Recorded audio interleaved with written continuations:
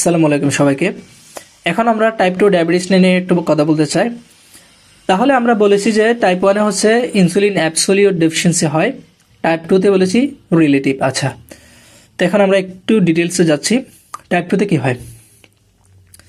Type 2 এর cause বা pathogenesis আমরা বলেছি দুইটা, একটা হচ্ছে বিটা সেল ডিসফাংশন এবং আরেকটা হচ্ছে যে ইনসুলিন রেজিস্ট্যান্স। এই দুইটা। এখন কি অবস্থা কি হয় আমরা যদি একটু চিন্তা করি, তো টাইপ 2 ডায়াবেটিসে পেশেন্টের বিটা সেল যদি ডিসফাংশন হয় তাহলে ইনসুলিন কমবে। আবার যদি ইনসুলিন রেজিস্ট্যান্স থাকে তো বলা হয় যে পেশেন্টের দুইটা একসাথে থাকে। ইনসুলিন রেজিস্ট্যান্স মানে ইনসুলিন কাজ করতে পারতেছে না, তখন বিটা সেল বলবে আরও ইনসুলিন পাঠাও, তখন বিটা সেল আরও বেশি ইনসুলিন পাঠাবে, হ্যাঁ যাও আর যাও তোমরা কাজ করো, ট্রাই করো, তখন ব্লাডে ইনসুলিন বেড়ে যাবে। এটাকে বলে ইনসুলিন রেজিস্ট্যান্স। এই কারণে প্রথমের দিকে যেহেতু ইনসুলিন ব্লাডে বেশি, প্রথমের দিকে টাইপ 2 ডায়াবেটিসের প্রথমের দিকে ইনসুলিন যেহেতু ব্লাডে একটু বেশি থাকে, এ কারণে হাইপারগ্লাইসেমিয়াটা প্রিডোমিনেন্ট হয় না, গ্লুকোজ নর্মাল থাকতে পারে প্রথমের দিকে। এরপরে যখন এখন এখানে একটা বিষয় আমরা জানি, ইনসুলিনের কাজ বলেছি আমি তিনটা। একটা হচ্ছে ব্লাডে গ্লুকোজ বাড়তে না দেওয়া, প্রোটিন না ভাঙা, লিপিড না ভাঙা। যেহেতু ইনসুলিন বেড়ে গিয়েছে তাহলে ব্লাডে গ্লুকোজ বাড়বে না, ঠিক আছে, নর্মাল, খুব ভালো। কিন্তু প্রোটিন ভাঙবে না মানে প্রোটিন বেড়ে যাবে, লিপিড ভাঙবে না মানে লিপিড বেড়ে যাবে। এই কারণে টাইপ 2 ডায়াবেটিস তাদের হচ্ছে ওয়েট গেইন হয়। এটা আবার একটা ঝামেলা। ওয়েট যখন গেইন হবে মানে অবেস হয়ে যাবে পেশেন্ট।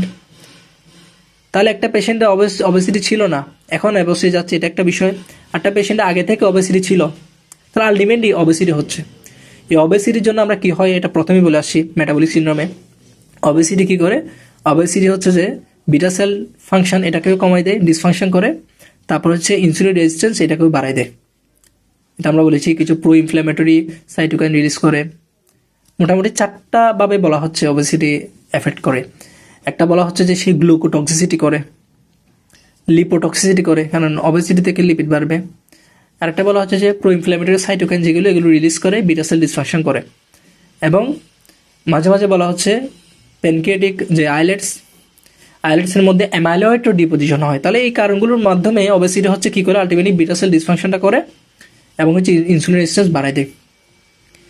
এই জন্য টাইপ 2 ডায়াবেটিস প্রথমে তাহলে ইনসুলিন বেশি ছিল, গ্লুকোজ নর্মাল। এক সময় যে পেশেন্টের এমন অবস্থা হয় যে বিটা সেলটা আর পারতেছে না ইনসুলিন বের করতে, এক্সজস্টেড বিটা সেল, তখন কিন্তু তার ইনসুলিন লেভেল আস্তে আস্তে কমতে থাকে, টাইপ 1-এর মতো হয়ে যায়। তাহলে টাইপ 2 ডায়াবেটিসে আমরা প্রথমে ইনসুলিন তো কাজ করতে পারতেছে না প্রথমে, তাহলে আমি তাকে আর ইনসুলিন দিয়ে লাভও নাই। সেই জন্য টাইপ 2 ডায়াবেটিসে আমাদের প্রথমে আমরা কী দিই? Oral hypoglycemic drug. হ্যাঁ, হাইপারগ্লাইসিয়া কমাইতে হবে। কিন্তু এটা প্রোগ্রেস যখন অ্যাডভান্স স্টেজে হয়ে যায়, ইনসুলিনও কমে যাচ্ছে, সেক্ষেত্রে কিন্তু আমাদের ইনসুলিনও দিতে হতে পারে টাইপ 2 ডায়াবেটিসে। এখন একটা বিষয় দেখেন, আমরা বলেছি টাইপ 2 ডায়াবেটিসে ইনসুলিনটা কি হচ্ছে, রিলেটিভ ডেফিসিয়েন্সি হচ্ছে। ওকে, তো এখন ইনসুলিনের কাজের মধ্যে আমরা বলেছি যে তার হচ্ছে কি করে, সে প্রোটিন এবং হচ্ছে লিপিড ভাঙতে দেয় না, আর হচ্ছে ব্লাডে গ্লুকোজ বাড়তে দেয় না, খুব ভালো। এখন টাইপ 2 ডায়াবেটিসে আমরা বলেছি ওয়েট গেইন হচ্ছে, ওয়েট লস হচ্ছে না, ওয়েট গেইন হচ্ছে। তাহলে এখানে প্রোটিন এবং লিপিড কম ভাঙতেছে, সেই জন্য পেশেন্ট একটু মোটামুটি ওয়েট গেইনে থাকে। তাহলে আমরা পেশেন্টের কোন সিমটমগুলো বেশি পাবো?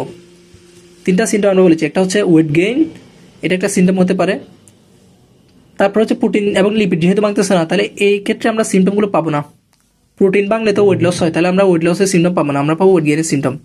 লিপিড ভাঙলে হচ্ছে আমরা জানি আলটিমেটলি অ্যাসিডোসিস হয়, ল্যাকটিক অ্যাসিডোসিস, তাহলে এখানে অ্যাসিডোসিস কম থাকবে, যা কিটো অ্যাসিডোসিস যেটাকে বলা হয়। তাহলে অ্যাসিডোসিস আমরা লেস কমন টাইপ 2-তে।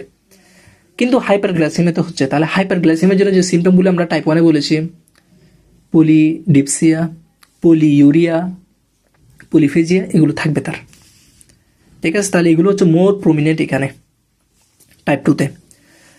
এখন একটা প্রশ্ন হচ্ছে যে টাইপ 2 যেটা, এটাতে কিটো অ্যাসিডোসিস থাকতে পারে? তো হচ্ছে থাকতে পারে, নর্মালি থাকে না, থাকতে পারে। তখন এটাকে বলা হয় কিটোসিস প্রোন ডায়াবেটিস বা ফ্ল্যাট বাশ সিনড্রোম বলা হয়। ফ্ল্যাট বুশ সিনড্রোম, এটা একটা ফ্ল্যাট বুশ নামে একটা এরিয়া নিউ ইয়র্কে ছিল, ওইখানে মানে যারা মানুষ ছিল ওদের এটা পাওয়া গেছে, সেই জন্য এটাকে ফ্ল্যাট বুশ সিনড্রোমও বলা হয় বা কিটোসিস প্রোন ডায়াবেটিস বলা হয় টাইপ 2 ডায়াবেটিসের মধ্যে। এইগুলো হচ্ছে ক্লিনিক্যাল কোর্স আর কি টাইপ 2 ডায়াবেটিসের মধ্যে। এখানে একটা বিষয় একটু অ্যাড করে নিই, সেটা হচ্ছে যে আমরা প্রথমেই বলেছি যে কিছু হরমোন আছে, যখন ডায়াবেটিসের আমরা ক্লাসিফিকেশন পড়েছি ওখানে বলেছি যে কিছু হরমোনাল বিষয় আছে, 5টা হরমোন বলেছি তাই না, মনে আছে সবার? এটা হচ্ছে গ্রোথ হরমোন, গ্লুকোকর্টিকয়েড, তারপর কি গ্রোথ হরমোন, গ্লুকোকর্টিকয়েড, তারপর হচ্ছে যে গ্লুকাগন, এরপর হচ্ছে ক্যাতেকোলামাইন, থাইরয়েড হরমোন। তাহলে এগুলি যদি বেড়ে যায়, যেমন এখানের মধ্যে ক্যাতেকোলামাইন যেটা, এটা হচ্ছে স্ট্রেসফুল কন্ডিশনে বেড়ে যায়।